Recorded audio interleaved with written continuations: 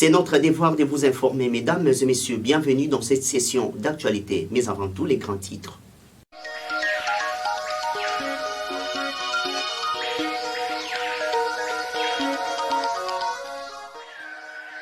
L'humanité a célébré ce lundi 20 novembre 2023 la journée mondiale de l'enfance, avec comme thème pour chaque enfant tous ses droits.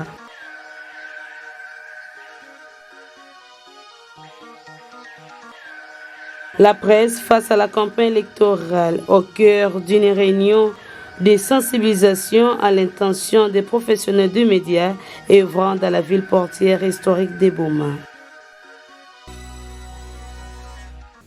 C'était là les grands titres de ce journal. Une fois de plus, bienvenue. À 2 jours de la campagne électorale, l'aumônier diocésain des acteurs politiques, l'abbé Gilbert Nimi, sensibilise les candidats à un comportement adopté pendant cette période cruciale. Il l'a dit au micro d'Arnaud de Soko. Nous sommes au 2e jour de la campagne électorale. Nous sommes satisfaits que tout commence. Quelqu'un disait, se poser la question de savoir si effectivement il y aura élection. Mais nous nous rendons compte que le train est en train d'avancer positivement. Nous espérons que tout se passera normalement. Maintenant, plusieurs politiciens, plusieurs futurs politiciens, futurs députés et même présidents vont commencer à s'exprimer, à parler. Ce qui serait plus intéressant, c'est plus de parler de soi-même. Parce que souvent la tentation, c'est de parler de l'autre. Moi, quand je serai chef de l'État, qu'est-ce que je ferai? Pour qu'à la fin, nous puissions savoir sanctionner par les élections qui viendront 5 ans après. Quand je serai député national, moi, un tel, que ferai-je? Nous aurons tout le temps d'inviter ceux qui veulent bien, les candidats, à venir s'exprimer. Nous allons organiser des émissions ici, dans le cadre de l'aumônerie des acteurs politiques, pour que les politiciens s'expriment, pour que la population puisse voir et estimer. Et en même temps, ce jour-là se dira, celui-là tel qu'il a parlé là, et tel qu'on le voit vivre, nous espérons qu'il peut faire quelque chose pour notre ville, pour notre province et pour la RDC. Et c'est toujours important, parlez d'abord de vous-même, donnez-nous votre plan de travail. Vous serez concrètement, réellement, qu'est-ce que vous serez? Que ferez-vous de cette ville de Boma? Comment entendez-vous vous défendre une fois la population, mais sa confiance en vous? C'est là la question essentielle. Si tout peut se dérouler de cette manière-là, ce serait beaucoup plus intéressant. Nous avons besoin de députés. Nous avons besoin d'un chef de l'État. Nous avons besoin de responsables de nos communes. Mais alors de qualité. Vous allez vous exprimer. Dites-nous qui êtes-vous concrètement? Quelles sont vos qualités? Pouvons-nous avoir confiance en vous? Le message clé, c'est que d'abord l'invitation à plus une manière de vivre, un monde où se vivendi qui va vers la paix. Ça ne sert à rien de faire des bagarres maintenant. Et puis attendre, si Dieu vous a destiné à être député ou chef de l'État, vous le serez. Parce que vous imaginez, aujourd'hui à Boma, nous avons plus de 100 candidats, alors que nous n'attendons que 3 députés ou 4. Certainement, il faut s'attendre quelque part qu'il y ait beaucoup de gens qui n'auront pas la place. Et pour cela, il faut faire la bagarre. Non, je pense que l'esprit un peu de fair play aussi. Hein. Si Dieu vous a destiné à devenir député, tant mieux. Nous tous nous dirons merci. Et voilà, la vie continuera. Dans un autre chapitre, le complexe scolaire Ngedi Ngedi, une école des sœurs de Saint-Vincent-de-Paul, servante des pauvres de Kesgem, se prépare à célébrer son jubilé de diamant le 9 décembre prochain. À cet effet, suivons tour à tour le directeur des études ainsi que la sœur préfet de cet établissement scolaire qui nous parle des activités organisées pour la circonstance. Le lycée Ngedi Ngedi qui venait de totaliser 75 ans d'existence. Nous avons déjà présenté notre calendrier. Les activités débuteront le 6 décembre, c'est du 6 jusqu'au 9 décembre. Alors nous demandons à tous les ressortissants de cette école du lycée Ngedi Ngedi de pouvoir nous accompagner pour que nous puissions quand même lutter à ce grand événement que nous sommes en train d'attendre à partir du 6 jusqu'au 9. Et je pense que nous demandons aussi à tous ces gens-là de bon cœur, aux bienfaiteurs, de pouvoir aussi nous accompagner dans des prières et puis de pouvoir aussi nous accompagner dans le financement pour que nous puissions quand même arriver à réaliser ce grand événement que nous attendons. Nous organisons une messe d'action de grâce pour dire merci au Seigneur qui nous a gardés jusqu'aujourd'hui. Alors, cette école a commencé en 1949 avec la sœur Agnès Sonneville, communément appelée Maman Nièce. C'est elle qui était le premier préfet. Au départ, l'école avait un cycle court qu'on appelait PP5 et après, nous avons la coupe et couture qui est l'option mère jusqu'aujourd'hui. La coupe et couture a commencé après la pédagogie. On a mis la coupe et couture. Cette coupe et couture qui a commencé depuis vers 1900. Alors la première promotion a terminé en 1975. Première promotion cycle long. 1975. Après Maman Nièce, il y a eu le préfet laïque. Autre chose à présent, mesdames et messieurs, la presse face à la campagne électorale au cœur d'une réunion qu'a présidé le coordonnateur provincial du Conseil supérieur de l'audiovisuel et la communication, Célestin Bibimbu, à l'intention des professionnels des médias. Reportage d'Élysée Kembe et Eddie Luemba. La presse face à la campagne électorale au cœur d'une réunion de travail qu'a présidé le coordonnateur provincial du CESAC, Célestin Bibimbu, en l'intention des professionnels de médias œuvrant dans différentes maisons de presse de la ville de Boma. Pour bien faire le travail pendant cette période cruciale, le coordonnateur provincial du CESAC, Célestin Bibimbu, avait envoyé les directives dans les groupes de directeurs de programme. Au total, 84 directives, mais il a seulement insisté sur quelques directives telles que article 1. Ces directives doivent être comparables à une Bible, d'où il faut les lire chaque jour. C'est un document de référence. Ne pensez pas que nous avons seulement la radio et la télévision pour informer le public. Non, il y a aussi les églises, les écoles, les affiches, les banderoles. Ce sont aussi des supports qui accompagnent la propagande. Article 3. Le coordonnateur a fait savoir que, comme les professionnels de médias ont voulu travailler dans les médias, ils doivent respecter les normes, l'éthique et déontologie de ces nobles métiers. Article 4. Éviter de diffuser les résultats des votes avant la commission électorale, car c'est la CENI qui est une source fiable. Le directeur de programme doit être prudent pour les émissions à téléphone ouvert. Article 16. Si un agent de la presse est attaché de presse d'un candidat, il ne doit pas couvrir la campagne électorale. Si un agent de la presse est attaché de presse d'un candidat, il ne doit pas couvrir la campagne électorale, d'où la liste des attachés doit arriver avant à la CENI. Article 22. Concevoir une grille spéciale pour cette période de la campagne électorale. Cela nous permettra de bien faire notre évaluation. Avant d'enregistrer les candidats, il faut une concertation, un entretien en avant et il faut garder les supports des émissions enregistrées. C'est dans une ambiance bon enfant que cette rencontre s'est clôturée en face de la mairie de Boma. Le ministre provincial des ITPR, Léopold Mbadou, a conduit la délégation chinoise qui va réhabiliter l'hôpital général de référence de Boma et la clinique Croix-Rouge. Un reportage de Gisèle Ngoyi et Eddie Luemba. Lors de son séjour à Boma, le ministre provincial des ITP, Léopold Mbadou, à la tête d'une délégation chinoise, avait visité l'hôpital général de référence de Boma. Des explications étaient fournies aux partenaires chinois, c'est-à-dire le pourquoi de sa réhabilitation et surtout le plan mis en place pour sa modernisation. Après l'hôpital général de référence de Boma, c'était le tour de la clinique Croix-Rouge. Avec le même geste, c'est celui de la visite de cette infrastructure médicale qui doit subir une modification. Là, à la clinique Croix-Rouge, l'excellence Léopold Mbadou a fait savoir aux Chinois que c'est l'ailier où Kasavubu, le tout premier président de la RDC, était décédé. En face de l'aboutissement d'un long parcours qui a commencé depuis l'année passée, en octobre 2022.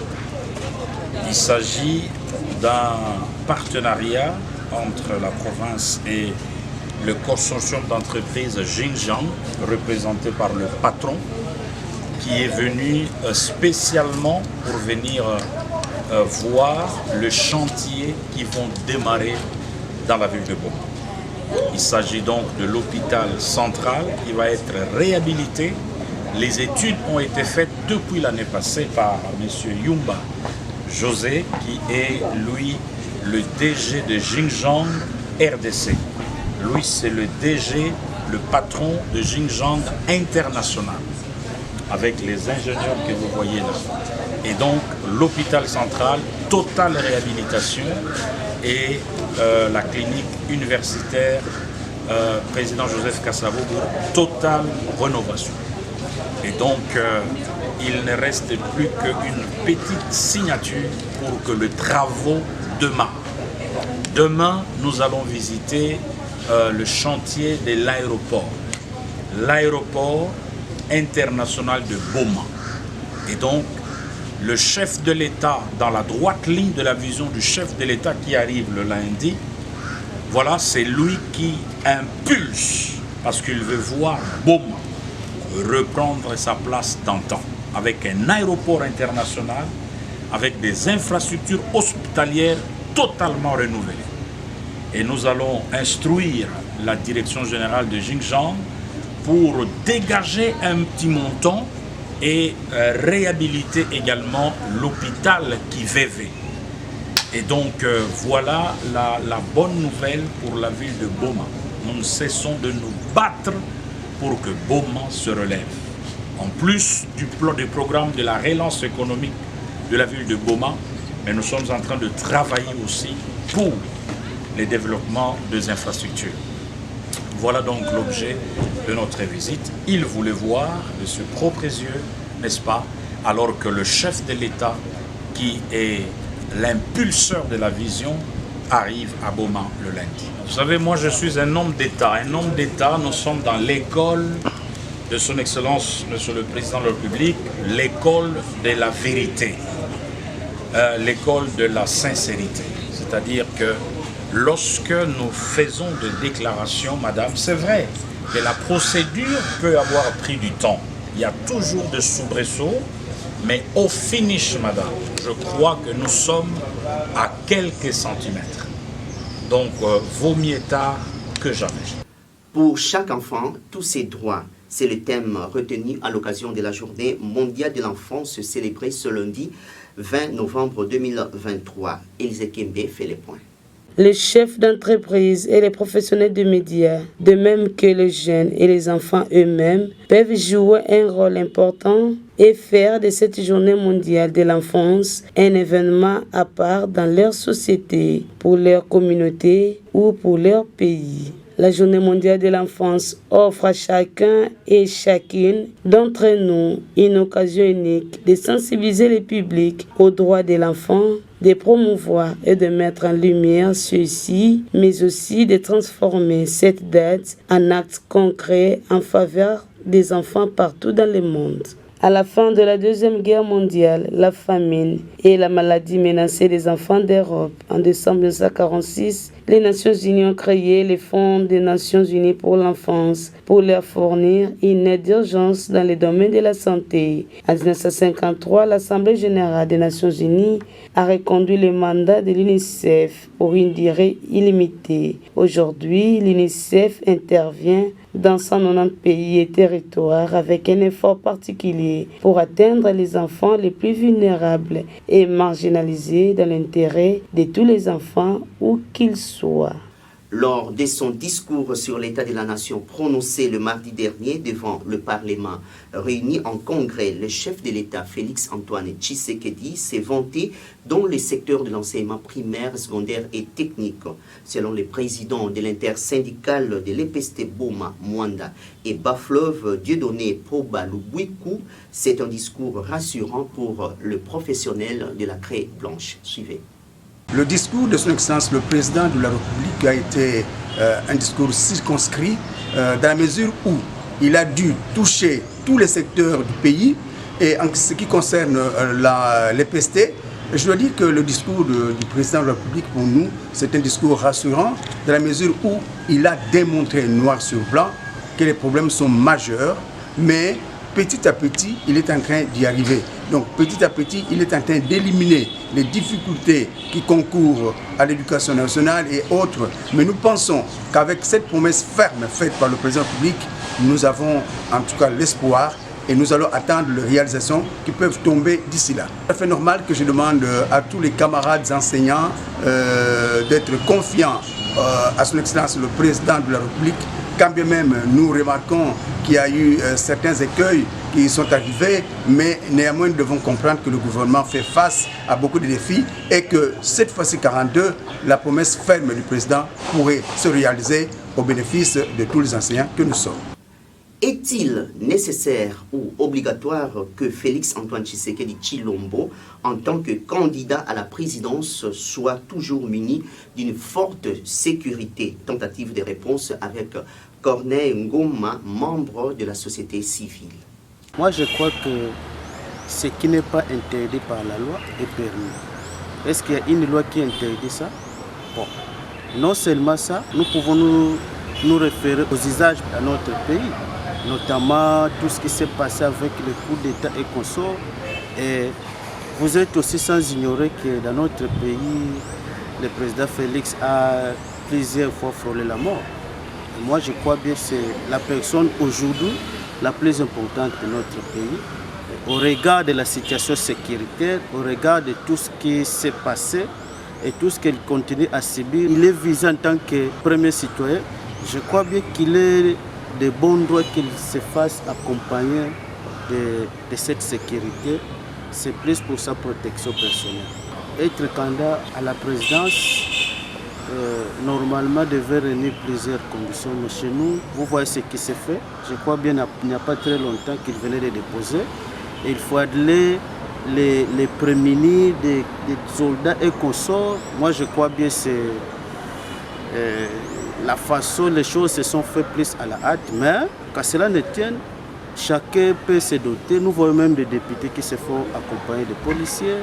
Nous avons même certains patrons particuliers qui ont des moyens, qui se font accompagner de la sécurité. Et si ce candidat de la République pouvait écrire et avoir même quelques éléments qui pouvaient le sécuriser, ce n'est pas un problème.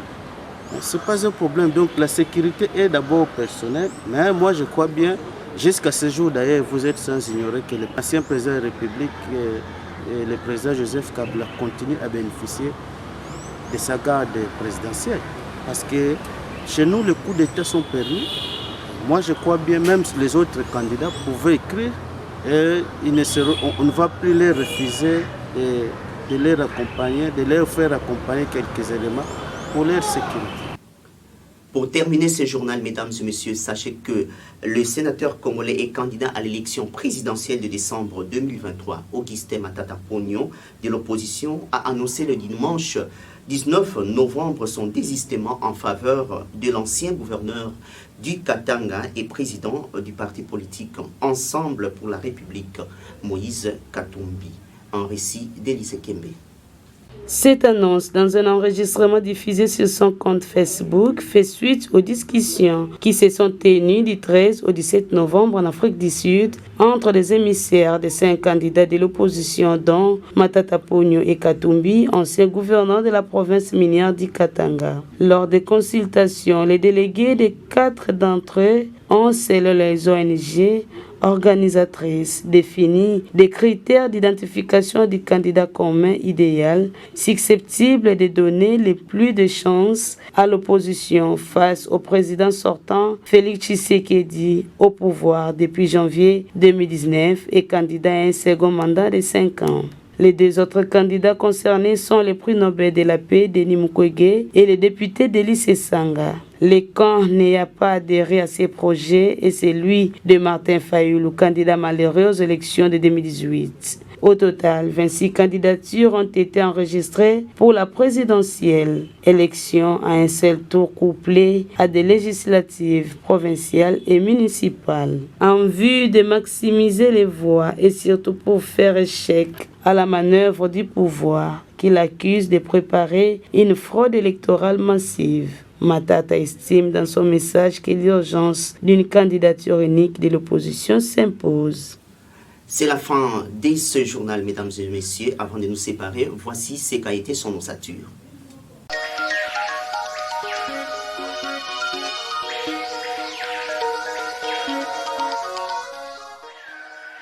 L'humanité a célébré ce lundi 20 novembre 2023 la journée mondiale de l'enfance, avec comme thème pour chaque enfant tous ses droits.